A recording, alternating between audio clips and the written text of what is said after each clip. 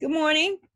Good morning. How are you? I am breathing. How about that? That's what I'm doing. No, I understand. I understand. Absolutely. So, will you please tell us your name and share anything with us that we can help get to know you a little bit better, please? Yeah. Zack Hawkins, State Representative, House District 31 in Durham County, Bull City. Um, a little bit, three boys, two with autism. And we just like every other parent, I'm out here, and my wife and I are trying to manage in this pandemic. Yeah. Um, yep, and that's a decent way to start it. Because I'm not separate from what's happening with our parents and wondering what's going to happen with our schools. So, can you first talk about the legislative aspect of your role? So, what is it that you do, and what are some of the issues that you are facing as a legislator, and how do you mediate that with everything else going on around you? Yeah, good question. So as a legislator, of course, we work in the legislative branch in the North Carolina House. And the biggest thing that I do is I make sure that I listen to constituents, and many of them have ideas of their own that they like to see become law or changes that have impacted them. But we also have um, bills that are on the floor that have come from somewhere, we don't know where, that we have to react to and give our best lens, not only sort of from our personal convictions, but to represent our district. So, for example, Medicaid expansion is one of the biggest things that we face. It's the number one issue for me, for Governor Cooper, for a lot of folks on my side of the aisle. And so, one of we're consistently trying to build advocates. Mhm. Anyone, for me, for example, that asks me to support something, I say, well, what do you think about Medicaid expansion? Because 750,000 people across North Carolina, millions of dollars, even from our district in Durham, it really makes a difference. And if we want to help people, especially because of the COVID-19 pandemic, this is the biggest way to help people and to put to spur our economy. So that's one thing. The second thing that I've, as you know, am passionate about is education. Education is the cornerstone and the foundation of America. And North Carolina has done well compared to some other states, especially in the South over the last 50 years, and moving us from one type of economy to the next, solely based on education, both K through 12 and higher education. And so of course, making sure that teachers get funded the way they're supposed to, making sure that one of the governor appointed me to a task force for diversity in the classroom. And I guess I look back on my own childhood. I grew up in Chocowinity, North Carolina, which is a small town in eastern North Carolina. And when you start thinking about how it's not as reflective as it should be in the classroom for kids of color, and every indicator says that if you have in those first couple grades or throughout their history, 1 to 2 or 3 teachers of color, it makes a huge difference in their trajectory. We can't not pay attention to it. Absolutely. And so there are a host of things to change, from teacher pay to making sure that these folks actually move up through the system. Right. And so I'm really super focused on that. And of course, making sure that small things like classroom size. And I know how that sounds, but I've been a teacher. Skip is a teacher. Mhm. And I remember at some points having almost 30 kids in a class. That's a lot of classroom management, Right. especially for early kids, teachers that are early in their career. I would say the And third. without TAs, as we used to have teacher assistants and nurses and Exactly. social workers, and so that teachers got to do every single thing that needs to be done. That's exactly right. And Yes. then to further to that, whereas every other kind of job in America, if you work 8 hours, you get an hour for lunch or a half hour for lunch, 2 15-minute breaks and all that stuff. Whereas teachers, Right. people don't really understand what it is to be a teacher, right? Because like you have to get your morning started, make all your copies and stuff for you ready. Then you got to come home at night and do lesson plans, team building and all that stuff, whatever your issue is in your grade. and yet they're the paid the least. And my issue with it is I work in a higher education university. Faculty are paid more than anyone else. And I'm not talking about, 50s, I'm like talking hundreds and hundreds of thousands of dollars. And they could not get those students if they did not have teachers in elementary school. And why elementary school teachers are paid so little is frustrating as all get out. I didn't even understand the logic behind that. Yep. It's and I'm with you too. And I honestly, I'm a firm believer that you should have TAs up until 8th grade. You should have somebody that can assist, even if they're teaching in teams. Like I was a biology teacher, it would have been super helpful to have at least one person who could float through our classes and help with some of the other stuff. Absolutely. So those things matter if we're going to be serious about education. And the third thing is, sort of voting rights that I have been sort of focused on. I got that honest because I care about it and I have been working on it. But then my predecessor was, the king of moving those kinds of things forward. And Durham expects it, right? They expect us to lead in those places. And so we were able to fix absentee voting this cycle and try to, with the pandemic, make it easier for people. And my colleagues on the other side just didn't see it that way. I mean, we moved the ball forward, don't get me wrong. But again, other two or three other states have completely gone to in-mail voting. If we are serious about, transforming democracy and ensuring that everybody has the right to that franchise, that means we have to move barriers out of the way. And you talk about how I reconcile this with all of the other stuff that's going around. I fancy myself, getting to, becoming a Reconstruction era expert, and we saw it, right? I mean, as soon as they put the ballot in a Black man's hand, in the 1800s, we've seen every potential barrier because they understand that if you block the access to the ballot, you block access to people being able to move forward. Absolutely. And that's one of the frustrating things, and one thing that I hope we can shift as we go into this election cycle is telling people they wouldn't spend so much on elections and campaigns if your vote didn't matter. Right. And they would not try to block you from participating if your vote didn't matter. Absolutely. So let me go back. I want to talk about that in a minute, but let me go back to Medicaid. So I've heard a lot of white people talk about big governments and entitlement programs. And so I'm sure you know this better than I do. The way it's painted in the public domain that Black and brown people are the majority of people on Medicare or Medicaid, that we are, taking advantage of the system, food stamps, whatever it is, that Black and brown people are the problem with this. And so when we had the Affordable Care Act, which became named the Obama Act or healthcare, it's mind-boggling. But can you talk a little bit about what Medicare and Medicaid means and how does it impact the community? Yeah, absolutely. And so a couple things. I'll talk just a little history. Of course, the New Deal, FDR and pushing all of those types of programs that were incredibly relevant then, but needed to remain for quite a while. And the thing is, the ones that didn't need to continue didn't continue out of the New Deal. But your things, the things that you mentioned, and definitely Social Security have. And so I understand that people say, oh, we're not in the this depression era anymore.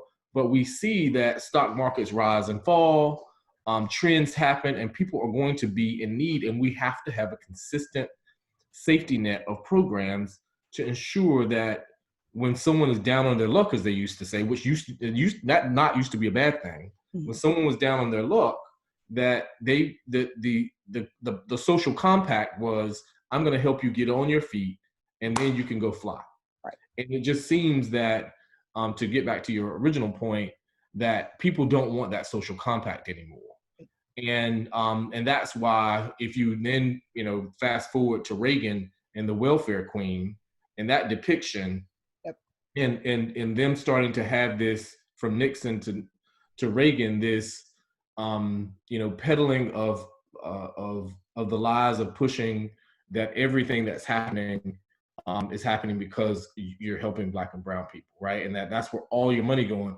Whereas if you look at the sheer numbers across our country, more non-people of color are utilizing these services.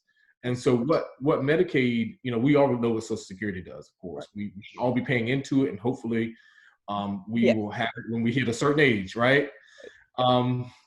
But with Medicaid, what it really does is it has the opportunity to ensure, especially the expansion of Medicaid in North Carolina, has the opportunity to fill the coverage gap. And so that means where people didn't have the ability to access, affordable health care, they can have preventative care, right?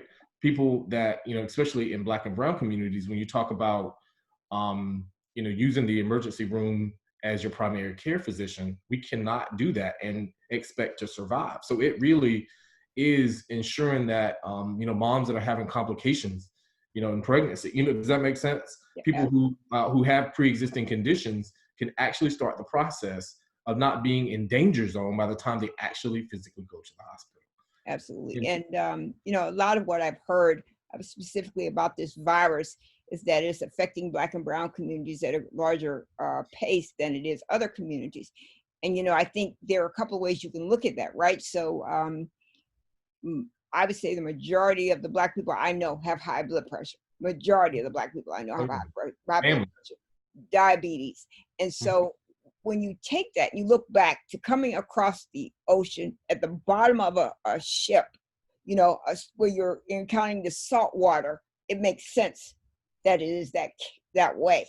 And for those of us who can afford healthcare insurance and can go to the doctor, we do what we can to modulate our lives so that we can continue to live longer and have a better way of life. But then when you think about it in another kind of way, so I think it's the logic of scarcity, right? So if you go back to slavery and all these things, right? So I'm not used to having a lot. So now I go to the restaurant, and I'm sure you probably heard this in your lifetime, the clean plate club, right? So you had to eat all the food that was on your plate. So if you go to a restaurant and they give you a massive plate of food, and that logic in your head that your mother, grandmother, whoever said that you got to eat all of this, then leads to other health issues such as obesity and type 2 diabetes and all these different kinds of things. And yet still we're resistant to fixing these things so that we can lessen the impact to Medicare and Medicaid and these systems, addressing them with policies and laws and guidelines that says, here's how we get around these things. And that is why, and I'm so glad that we're in an era where people have started to really awaken over the last, I would say over the last decade, but definitely within the last year or so. Because those, especially in North Carolina, one of the first questions that members in my caucus and the Legislative Black Caucus asked was, I need you to disaggregate the data. Right. And I need, so when COVID is impacting people, I need to see exactly how it's impacting Black and brown people. If maternal health is an issue, let's break it down to see, does that make sense? It absolutely does. And when you do that, and I have to shout out Dr. Livonia Allison, because when I got involved in Durham County politics, I always heard her say that. Yep. And consistently heard her say that, because, and it's made sense. Yeah. Is that, we need to know specifically how it's impacting our communities. Yeah. And if we deny it and try to make it seem like it's on par with other non-affected communities, and that's when we get in trouble, right? And then of course what we realize is that it's not, it's just targeting the community of need. Yeah. And so that's what we've been preaching to Health and Human Services, and so they have done a lot to move in that direction. I think, again, one of the things that is really, really important to me too is that it's, Black women are being failed by the healthcare system. Right. Completely failed by the healthcare system. And that's something that we have to fix. And the thing that I would say to people who are watching this is, share your stories, bring your voices. By unlocking our internal feelings and sharing them in the public space, we're able to start to unravel lots of what's happened over time. And there are still my grandparents did not like going to the doctor, Yeah. right? Same with their parents before them. People have legitimate reason, especially if you're of a certain age, to not be fully acquainted with the healthcare system because things have happened to our communities Right. that have launched distrust. And then again, going back to maternal health, when you think that, oh, well, they don't need this, like the Serena Williams story, if you remember. Yeah.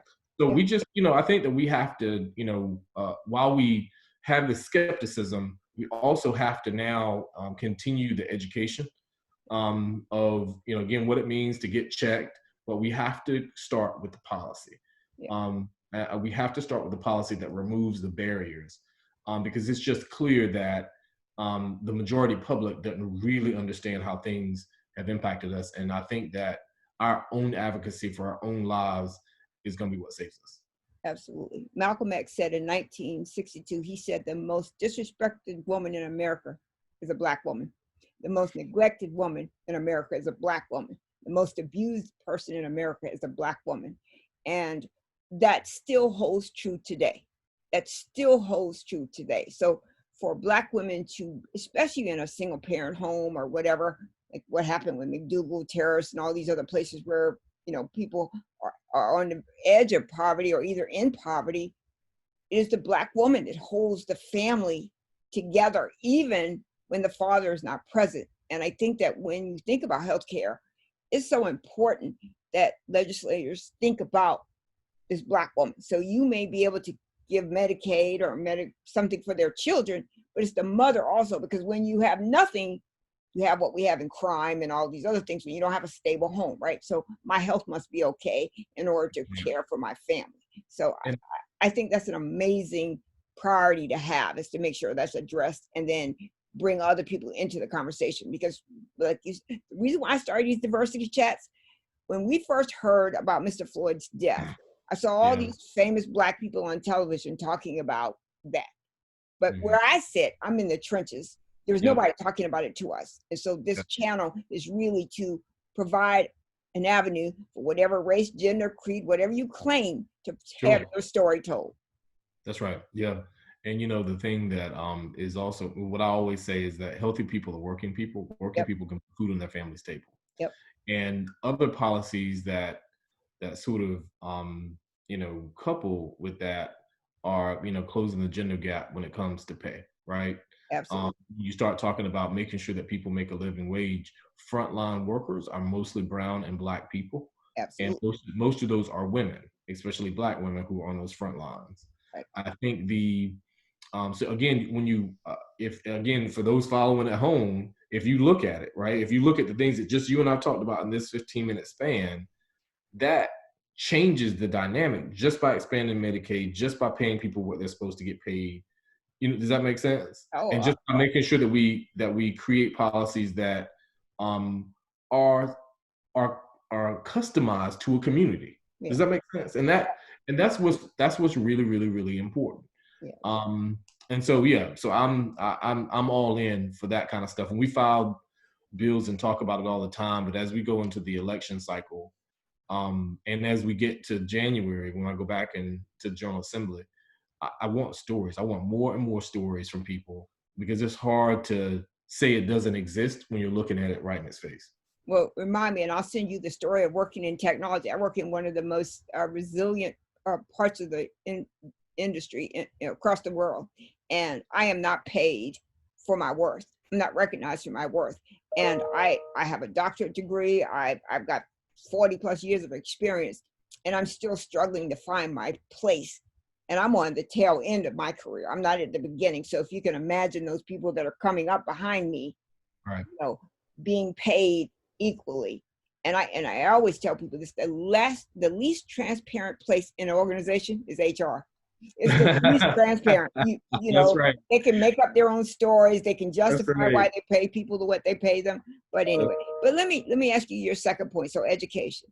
So yesterday I talked to a woman who taught in Durham, and she has moved to Arizona since, and hopefully I'll upload the chat today.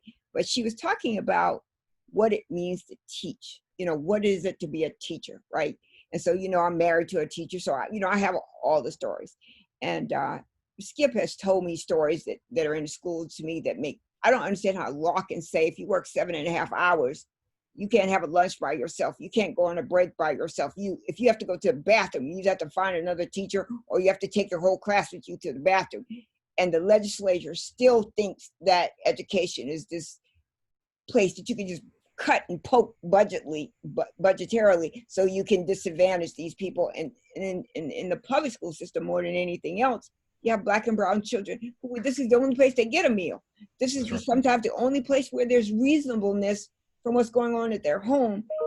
And I just want to say one more thing about that. You may remember this. North Carolina was the last state to get to okay the lottery, to bring the lottery to bear.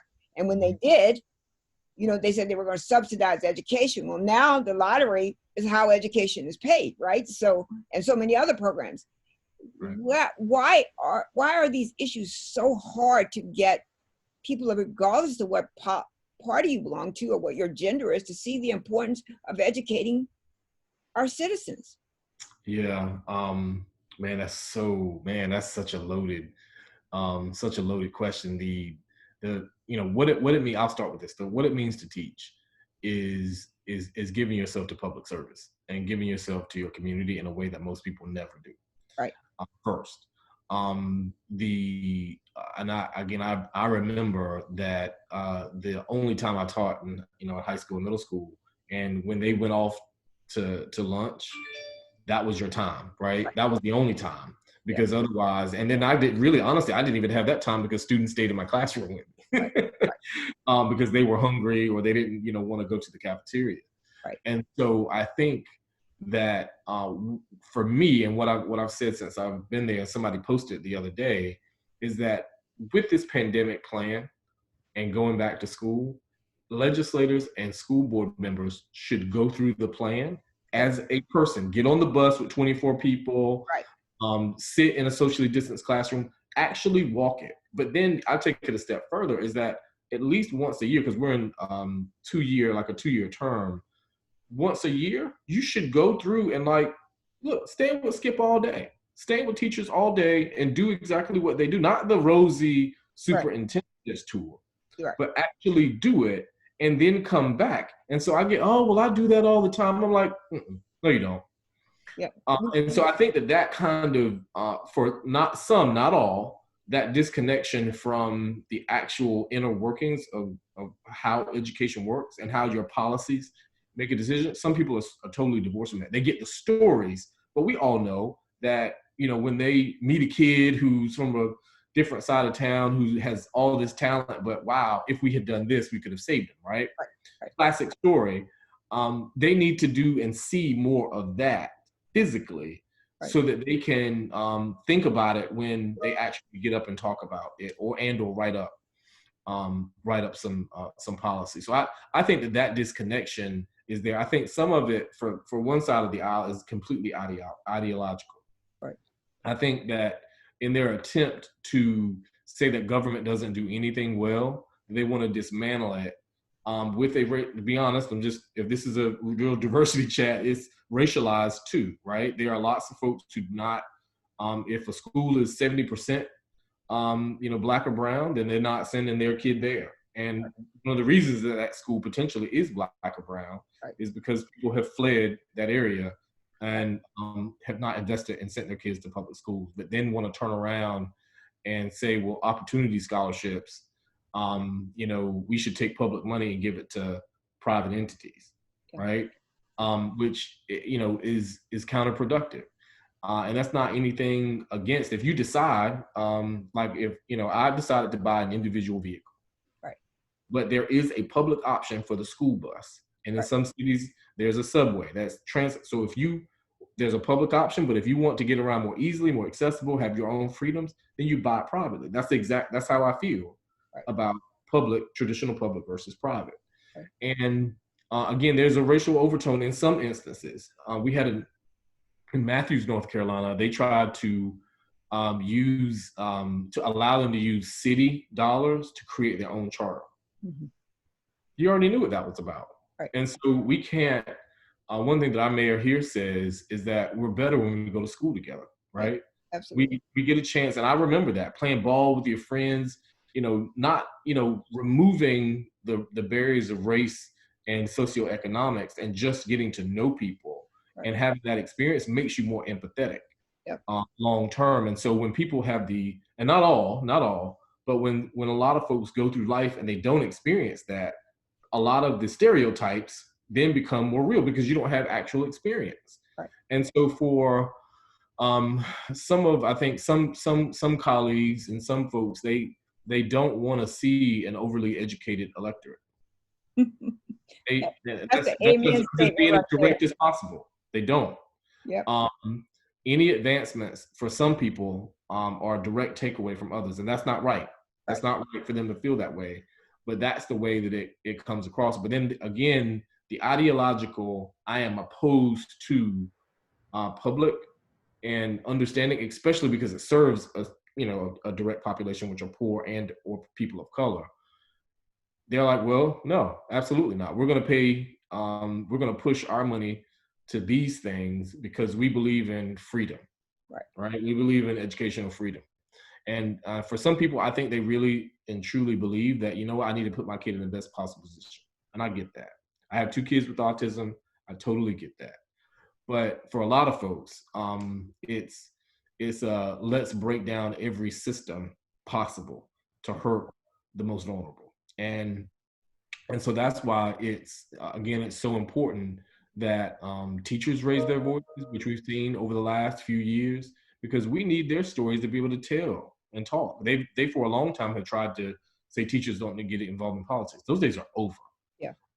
Because they're the crown jewels. They're the ones who can not even tell it like it is, but say what they see in schools and how we're not providing what we're supposed to.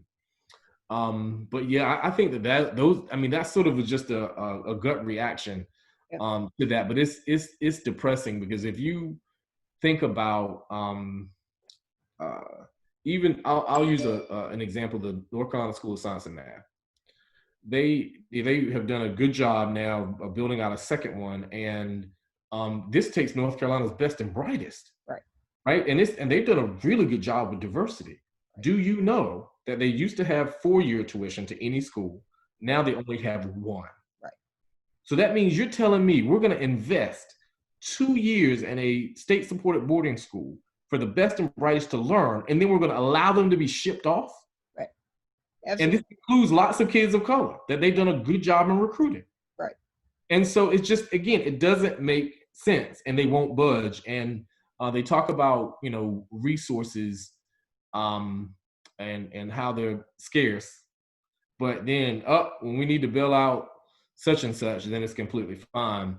The other example that I would say is that if you provide that good principal and pay them what they're supposed to, if you provide that good teacher who's making $50,000 a year, who can just focus on their schoolwork, if you're providing partnerships with companies that can subsidize what's happening or support what's happening in classrooms, if you provide that a quality experience so the kid can actually get excited about what's in their text, like that's education, right?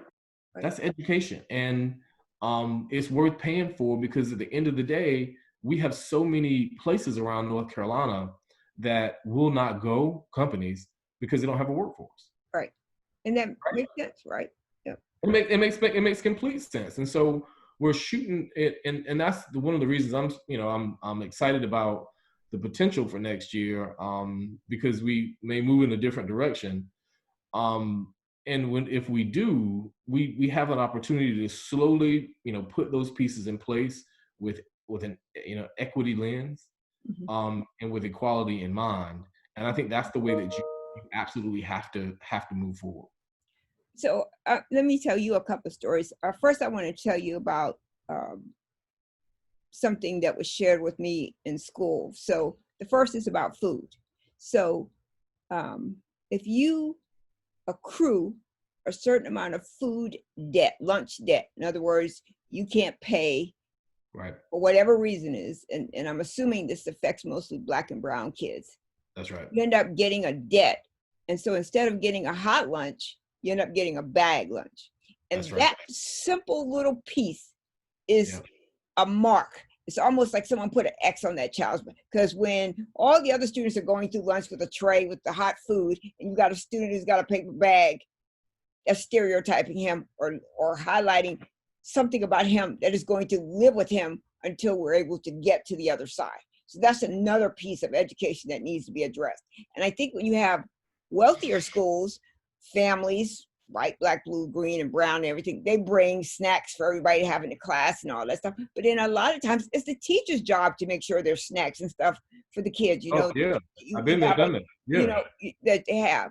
And then the other side of the story is the education of Black and brown children in schools, that the principal and the majority of teachers are white, and specifically white female, right?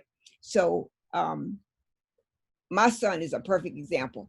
My son is academically gifted. He's been brilliant since he's almost been out when we probably came out of the room doing math calculations. That's how smart he is, right? By the time he had got to the 8th grade, he had lost so much interest in school. It only became a place to go for social activities, not to learn, right? Sure. Because, whatever it is that they're doing, they're not engaging these students in a way that recognizes them. And I was having this chat yesterday with my doctoral professor. And so hopefully I'll upload that one today. But when in 2012, I started my doctoral program. I don't know how old, I was in my 50s, I think. I'm not 100% sure, but however old I was when I started my doctorate, if I had not had a Black advisor, I would still be ABD, because it was my advisor who stood there with me step by step by step to ensure that I complete. When I wrote something that was terrible, she would say, "This isn't going to fly, go rewrite this over." And and as I think about education, PWIs should have more diverse faculty if you're going to bring in more diverse children. If you're in an all Black school, you need to have diverse leadership in the administrative offices and in the classroom. Yeah. That goes back to a couple things.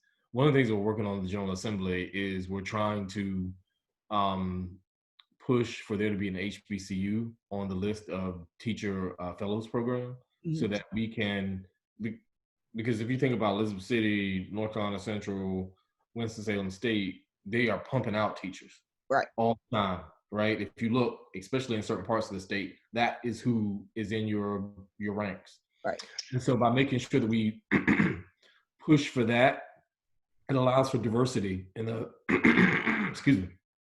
in the food chain, right? And it creates an incredible pipeline. Yeah. And that goes beyond how important it is. Not to mention that teaching fellows removes their debt. Right. Which teachers, you take on a lot of debt and you just can't pay it off over a 10-year period. Yeah. So I think that when you especially when you talk about the lunch debt piece, that is it's something that we have to move beyond, and that's a federal government policy that either you're going to pay for all of it, right? So some people will say, you let someone know that you're not eligible. Great. That means me and my family will bring lunch every day. Cool. Right. If a kid in a family is eligible, make it free across the board. And as you said, remove those kinds of things that make it socially hard for those kids to do it. It takes a lot. Most kids, after a certain age, know that, everything's not well at home, right? And so they try to compensate for that in many, many ways. And I think that the more that we can do, again, to have this customized experience with equity as our lens, then we will be able to do that. And everybody knows it, but nobody has started to address it until you get some millionaire or some person that does a GoFundMe to pay for it. Right. And then the school system and policymakers feel ashamed, right? Right. When you clearly could just address that issue. And so I think it's that. But when you talk about your son and educating Black and brown, one thing that we of course have worked on in Durham, but one thing that we've talked about at the statewide that I'm not going to let go is training for implicit bias. Yep, absolutely. I'll tell my I'll have to tell you about that later on. Yeah, my story, I'll never forget. I'm family of educators, folks in my family, sisters are smart, and they try to make it seem, oh, well, he doesn't, he's not ready for AIG. Yeah. And then once you start peeling it back over time, there's so many, oh, well, that's his level, that's his they have expectations already set for you. Right. They put lids on, soft lids on, versus keeping the lids open and seeing how you blossom. Right. And so that hurts us more than you can imagine, because of the clumping effect and the stereotypical effect that has. I think so I think that teachers have to be trained in implicit bias to become aware of it. Everybody has some type of bias. It's not okay, but it is okay. But the thing that you have to understand, just as we have this conversation about law enforcement, is like what they did in Las Vegas. I think it was a few years ago. They realized they had an issue. Everybody got trained in implicit bias, understanding and theories. Murders and bad interactions with people of color dropped by 30% within a few years. You see what I'm saying? And so think about, if you translate that to education, then teachers will say, you know what? Wow, I did give that black or brown kid a lower expectation than I did the white kid. I made an assumption about what their home life was without consulting, or I didn't open or give an opportunity to that black or brown kid because of it, or the encouragement that they needed. Does that make sense? I made a generalization. Yeah. And I think that it sounds simple, but it's such a game changer. And the push for the Durham Public Schools and the foundation is, as a new crop of teachers comes in, because of the demographics that you mentioned, who are mostly in our classrooms, that we start there, right? And then eventually you get a chance to cycle through each of them to a point that any teacher that comes into DPS has that type of training. And now that you don't have to do it in person, there's no excuse. Does that make sense? That makes perfect sense. And it has to be mandatory. Right. It has to be mandatory, because the other thing that I know, this is racial implicit bias, but if you remove that and just talk about class, you start talking about poor people, which encompasses everybody across the state. People make generalizations about poor people. They criminalize them. They put expectations on them, and we just need to cut that out, especially because a student should use those 8 hours to feel like they can be anything in the world. Yeah, absolutely. And I think more to the point, as you think about this, it's like the flight of white families from predominantly, Hillside, for example. And so Hillside's great school. They've had some very, very great principals, but I think something like 80-90% black and brown, right? Mm-hmm. So, there's an easy way to think about what that school is. So I don't want my children to go to a school with those kinds of people, right? So if you go to Jordan or Riverside, wow, that's a great school, right? Why isn't Hillside a great school? Because Hillside has a technology component to it, which is phenomenal for a school to have a technology component. So I think that we really need to think about this. And my philosophy has always been, there is no such practical idea of education in one size fits all. I am not the same kind of learner my husband is. I'm not the same kind of learner my children are. We all have yet and still we're teaching that thing right there. So somebody's going to stand up in front of the room and lecture me. The way I learn, I have to write it down and then I have to go do it. I cannot have you tell me, that 2 + 2 = 4.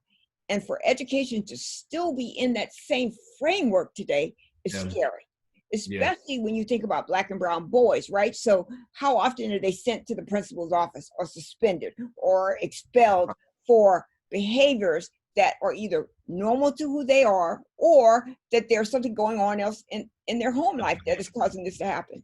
That's exactly right. And that's that when you start talking about that dynamic, I'll never forget, it was 2 instances when I was teaching where there was a girl who lived with her grandmother, but her mom lived down the street. And so that just bothered her. She could not get over, well, my mom's right there. Why am I not living with my mom? Why am I living with my grandparents?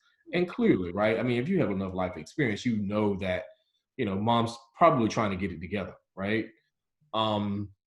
And but you know, those kinds of things kids wrestle with all the time. I'll never forget one kid, his mom, you know, ended up going to jail for doing something. I think she, you know, vandalized someone's car or had a run in, and you could tell he was upset and a little aggravated. And it came out when we were doing a science experiment, because we were talking about putting sugar in tanks and all those kinds of things. He's like, what happens if you put sugar in gasoline? And, you know, explained and went on to the story. And someone says something about it, he gets really upset, throws water in this girl's face, and then leaves and launches out of the classroom. Right? And so there are so many things that are going on, but you said something that was so profound, is that the cultural understanding, right? Meaning, like, if I say, if I look away from you, or if I you know, do something that is something that I would do to my mother or an authority figure in my culture, that may be different than what it is in a majority culture, and you may take that as disrespect. Right. And so then next thing you know, kids out of the classroom in ISS for 2 or 3 days, and they're not in a regular learning environment. And so Which that's hurts their ability to advance, because if those that's days exactly you right. miss may mean the difference between success and failure. That's exactly right. And so I think that that's the thing. That's why the implicit bias training is so important, because you have to understand that lots of people go through monolithic situations their entire lives. They just do.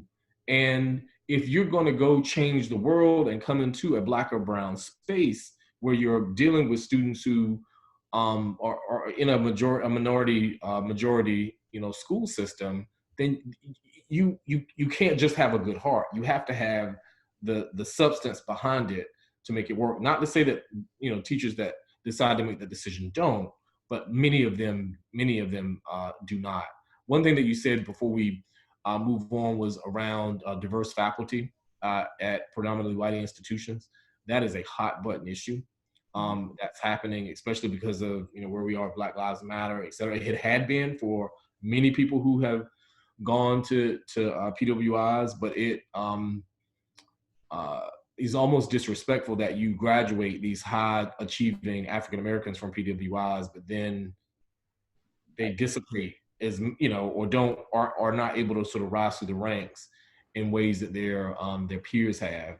And so I know a lot of colleges, especially in North Carolina, have started to move in that direction. A lot of them across the country, because it does matter. Because if you're a kid who is coming from from a neighborhood or from a space where you have not been in a predominant situation before, it's comforting to see somebody like you. Absolutely. And one thing that I want people to hear from me is representation matters. I'll never forget when I was in high school, and one of the reasons I'm a Q, a member of my fraternity is a guy who is he was a graduate assistant, or, you know, graduate professional, you know, doing the student teaching at my high school. Just sharp. I said, that is exactly what I want to be. Like, I'd known it in me, and no shade to anybody else around me, but I was like, that's it. That's it. And then to get a chance to know him and know the other things about him, it completely shaped my trajectory. And so I think that we cannot underestimate what it means for faculty and staff, what it means for teachers in the classroom, and for what it means for professionals in every single way. Absolutely. So I have two comments, and one of these comments is completely biased. My husband is probably the best teacher I have ever seen in my whole life. And I mean, I don't care what color the child is. I don't care what gender the child is. His genuine ability to reach and connect with these kids and lead them to where they need to go, you know. And so I think that for the white kids, it doesn't matter that he's a Black teacher, because they're going to get what they need. But for the Black and brown children, to see him, to see his empathy, to see his ability to care about their well-being. And I could tell you stories for years about the things that Skip has done for Black and brown children, and even white children, to help them move to the next place. And, you know, It helps everybody, though. Right. The studies say that even white children benefit from having a teacher of color in their classroom, or engaging them through their educational experience. Absolutely. And, you know, even today, Skip's been teaching, I think, 150 years. When we go out, when we used to go out to the mall or go to a restaurant or go anywhere, you'd have all these people, hey, Mr. Brown, hey, Mr. Brown, hey, Mr. Brown. And so he was so good at what he did. It didn't make a difference what color the child was, Sure. because, even little white girls, around here, we probably have hundreds of letters white girls and boys have written to Skip about the impact of them. Oh, I wish I had you again. I wish you'd be my teacher, because he's had that impact. But then the other side of that, the other piece of that is, like, I think the way we teach cannot be based on our skin color. It has to be based on our abilities, right? So where's the assessment? So schools test when they first started the school year to find out where the child is. But social promotion and all these other different things, because you get out by a certain age or something like that, disadvantages Black and brown children more than it does anyone else. So as I was telling you earlier about my son, so Everett skipped 2 or 3 grades. I don't know if that's called social promotion or not, but he was academically smart enough to not need to go to those grades. But having Black and brown teachers and having a father as a Black teacher, he had a foundation that he knew he was going to be great, because he had everything he needed to be great. But he didn't find it in a school. He found it in his colleagues. He found it with his father. He found it with the cues. He found it in places where people were advocating for him to get where he needed to go. So I would just say, I think you're right. People need to tell stories, but I think your point about going into the classroom, as any parent, so we all volunteer, right? So we go, sit in or whatever it is, but to actually spend a whole day with a teacher from the moment that teacher arrives in the building until the time that teacher leaves, and maybe even come home with them to see what happens. Because Skip and I have these conversations all the time. He goes to school long before school starts, and 8, 9, 10 o'clock at night, he's working on lesson plans and things he's got to get done and all this stuff. And he's not paid for any of that. He's not paid. He's doing that because what you said earlier, being a teacher is a public service for life. It's something you do because you care about the world, not about pay. Because he can go get a job anywhere. He's mathematically brilliant. So he could become a scientist or, develop something, but he gives his life to his students. That's and right. I think that's one of the things that has to be iterated in legislative places and practices and policies. Yep, and I think you said something that it shouldn't matter, and it definitely should not matter what color your teacher is, but there's certain my thing is as we talk about raising the teacher profession, we first have to make sure that we're getting the best and brightest are not going off to do other things when they could be joining and being in the classroom, right? Yep. Because what you find is a lot of kids go through college and say, well, I'm a criminal justice major. Well, gosh, I really do want to teach. And so they do the lateral entry piece, which is effective because they know the subject matter. Right. But those folks need to know the theory and the practice, and they need to know how to organize the classroom. And so they need different skills. And then sometimes you have, folks that if they knew what the impact of teaching is, which they've been through it, but they haven't thought about it that way. And so creating opportunities for the best and brightest in all communities to come is something that we have to figure out, but they have to have certain tools in the toolbox. Right. And that's just like anything else. If I'm going to be a lineman, then there's certain tools I got to have. If I'm going to be an insurance guy, I got to. So if I know that I'm dealing with, kids of all backgrounds and all ethnicities, and if I'm teaching a certain subject matter that needs to be have equity as a lens, if I know that, then we need to train those teachers in that way so that no matter who we put in front of our kids, they're getting that same quality, high impact educational experience. And so you're exactly right. But what I'm saying is that we have to create this toolkit, and sometimes not everybody is made equal, and we need to get to that.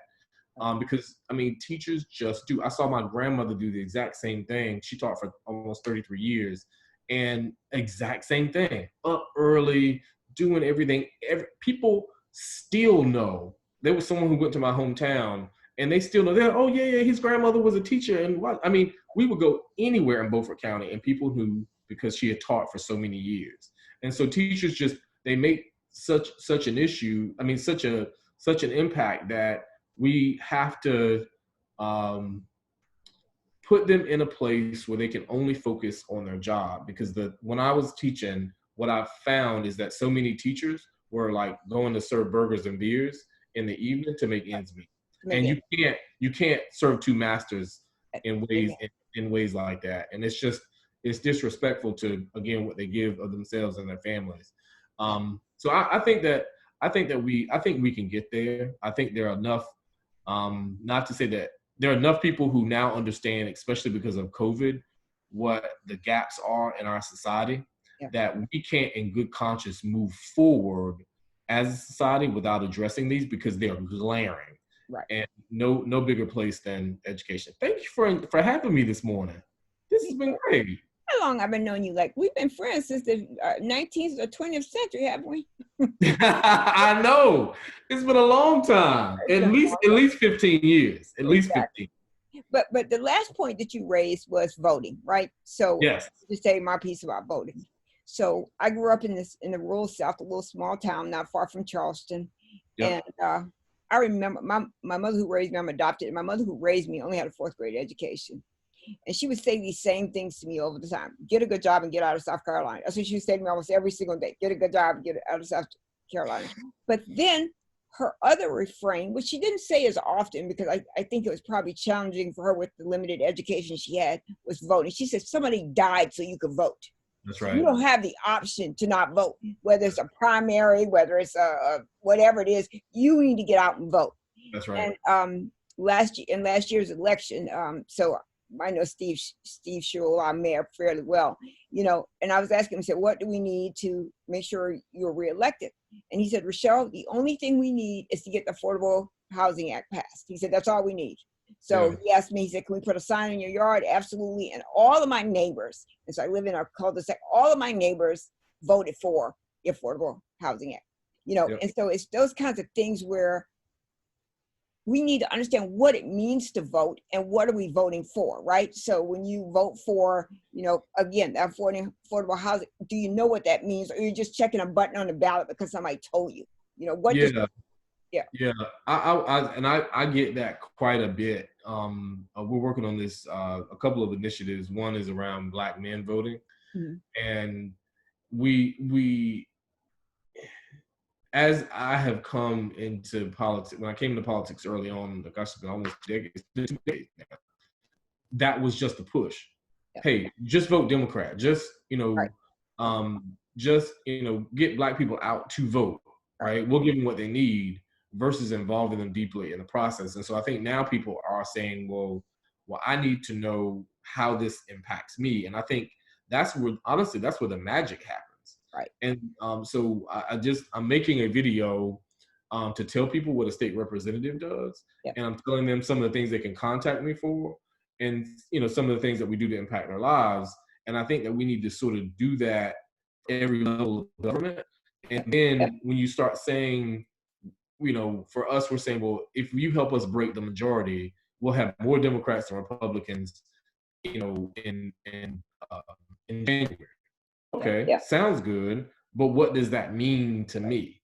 And so that's when we start breaking down those issues that you and I've been talking about today, because people take it seriously. They see the impact of what is in the White House. They see the impact of what is happening or not happening. Is glaring now.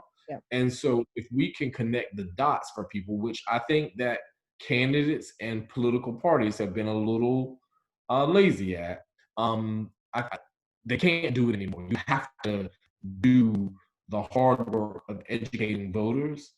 And if you don't, it has dire consequences. So I think that everybody's feeling that pressure. People feel like they have to vote because it's going to be dire consequences. And parties feel like they have to educate or they're going to be wiped out. Right. And so that's a good thing for democracy, though, right? When everybody's feeling that pressure and they understand that this simple tool of going out and checking a name makes a difference, that it's actually changing things. Mm-hmm. That's where I think we will see an opportunity to get more people, higher percentages of folks to get out and vote, especially young people. Yeah. But some people who have been disenchanted. Yeah, absolutely. And I think that, so I don't know if you knew this, but when Floyd McKissick was the Democratic Party president, I was his secretary. Yeah, I remember. Oh, good, thank you. But as I was able to learn how this process worked, the political process works. I had never been so disenfranchised in my whole life. I still voted every time, but I mean, it was just like, you know, they're so, the people are picking their parties over their country or their people, right? So if I'm a Republican, I'm die hard, I'm going to fight for this thing for the death of me. And if I'm a Democrat, I'm fighting. Instead of thinking about the people that you represent, right? So in your community, wherever you are, your politician should have your best interest in heart, not his or her best interest at heart. And what I saw as a secretary, that many of the politicians had their best interests at heart, not their constituents, right? So you have places like, you know, even Durham, where they were shaping up areas to get the outcome that they want to. So like gerrymandering the political process. So you rezone this area so that you know that this is what they only can vote for.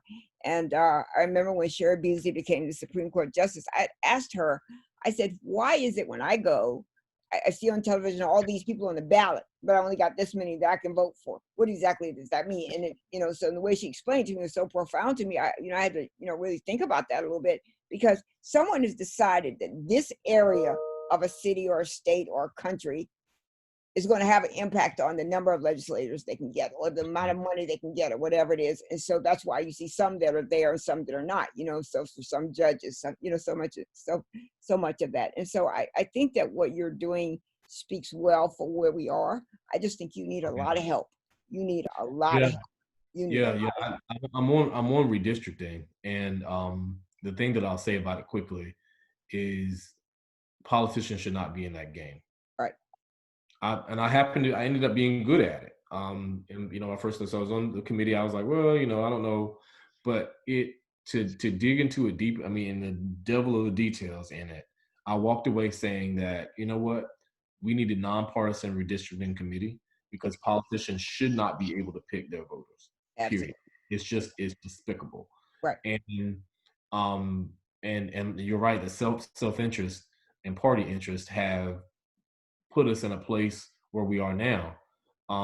The court said that the lines that we had in North Carolina in the legislature were drawn with surgical precision. Exactly. To disenfranchise and impact Black voters so that they could have the least possible outcomes for congressional and legislative races. And so a lot of that has been corrected. So I'm glad to be a part of that. But I think as we go into 2020, 2021, people have to want that outcome, because fair is all everybody should ask for. Right. And when you win, you lose. But fair is what we have to be shooting for in this, because if people don't trust the electoral process, if they think that's a sham, what else can they trust? Yeah. And when you start talking about good government, people, and I've campaigned on this, is people just want their government to do them no harm. Right? Find out opportunities where you can help me improve, but do me no harm. Right. And we can't live up to that simple phrase. You can't get mad at people for not being invested in a system that they think is already bought and paid for, or already an outcome that they won't have any control over. So, we could talk for probably 3 or 4 days straight, because there's so much to talk about, and I know you have a lot on your plate, and I don't want to hold you, but I'm going to give you the last 5 minutes to say whatever you need to say. But Zack, please come back and chat with me again.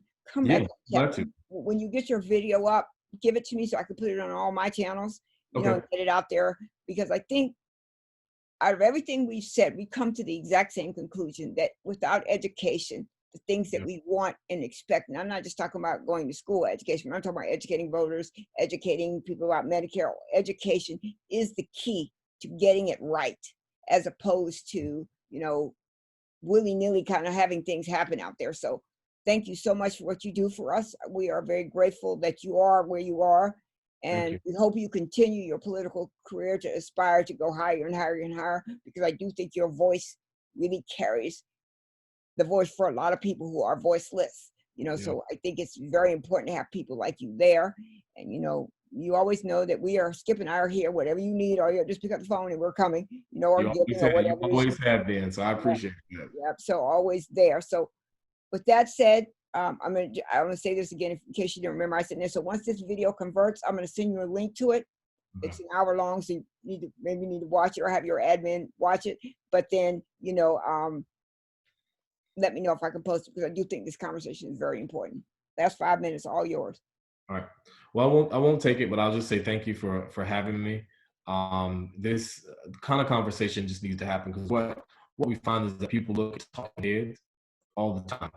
Yeah. And it's not helpful for them to just watch politicians and or CNN pundits pontificate. They need to hear real people having real conversations. That's why I'm grateful for this. And I think that if COVID-19 is presented any opportunity, is presented the opportunity for more people to have conversations across barriers. I'm dedicated to what I call a better North Carolina. And that's where anybody should be able to maximize their God-given potential, no matter where they come from. Yeah. And I know how simple that sounds, but it's harder than it sounds to actually get there. And so one of the things that I would say for anyone who's listening is get invested. Find an issue that you care about, that you can make a difference in. It can be in your neighborhood with a street sign. It could be improving the classroom and, for your kids, get to school, make sure that, kids get food in the way that they should, right? That we're creating systems outside of our government systems to ensure that we're closing. Whatever it may be, just get involved, because one thing that I've realized is that advocacy makes a difference. We get so many interests that come into Raleigh, and just because someone either raised their voice or some group of people made an issue of something, they've actually moved the ball forward for something that's going to impact them. And so many times, especially in our communities, we don't believe that. And we then sometimes allow people to hijack our issues, and we cannot let that happen. And so in any small way that you can step up, please do. Please vote in November. Please complete your census. And if I can do anything, please let me know. Zack Hawkins at ncledge.net is my email. But I really appreciate the time. Absolutely. And when you have a few minutes, I need to talk to you offline. So if you get some more time, just a short phone call we can have, just let me know when we can have, because I do have a couple of things I'd like to ask that have nothing to do with this chat. Thank you so much for this. It's very, very kind. Thank you. Thank Stay you. safe and keep doing that same work. Bye. Thank you.